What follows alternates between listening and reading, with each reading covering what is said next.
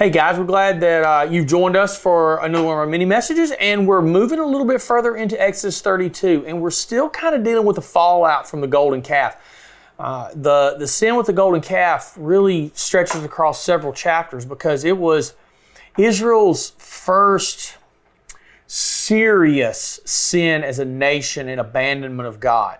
And this will be a theme that's going to run throughout the rest of the Old Testament. It will be constant from the book of Judges.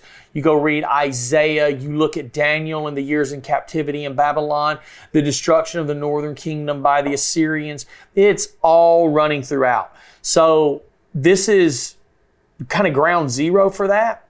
If you remember, God has said, I'm going to go into the promised land. I'll send my angel ahead of you. Moses doesn't really like this answer. And so Moses goes to God about this in prayer, seeks after God. And this is verses 12 and 13. It says, one day Moses said to the Lord, you've been telling me, take these people up to the promised land, but you haven't told me whom you will send with me. You have told me I know you by name, and I look favorably upon you. If it is true that you look favorably upon me, let me know your ways so I may understand you more fully and continue to enjoy your favor. And remember that this nation is your very own people. So he said we'll send an angel. And so Moses here basically is wanting more information. What do you mean you're sending an angel ahead of us? Who is this angel? What's going to happen? How's this going to work, right? So Moses wanted the presence of God. It wasn't enough for Moses to be in the promised land, but Moses wanted to be in the promised land with God's presence among the people. So for Moses, the special thing was God's presence, not the land itself.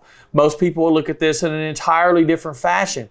But Moses had grown in this close relationship with the Lord and valued the Lord. And when he's talking about this is after him going to Mount Sinai. This is after the plagues and the Red Sea and the manna from heaven and all these different incredible things that God did with and through Moses.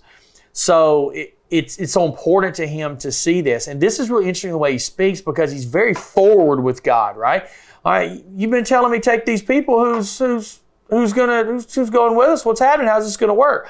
So Moses was determined in this. He was going to deal with God. He was going to not give God an ultimatum or anything of that sort, but he was appealing to God.